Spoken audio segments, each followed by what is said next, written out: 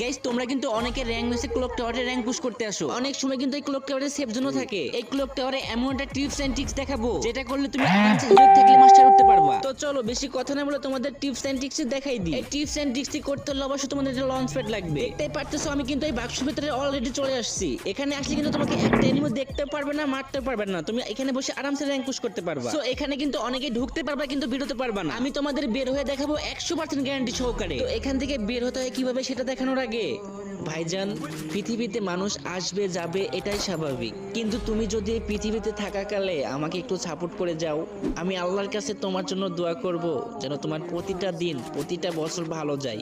চাও না ভাই একটু কষ্ট করে তোমার এই ভাইয়ের চ্যানেলটি সাবস্ক্রাইব করে আসো। দেখো না তোমার এই ভাই না সারা দিন রাত এডিট করে ভিডিও আপলোড করে ইউটিউবে, তাও তোমাদের সাপোর্ট পায় না। এত কিসের অভিমান ভাই? সব কিছু বলে তোমার এই ভাইয়ের চ্যানেলটি সাবস্ক্রাইব করে আসো না প্লিজ ভাই।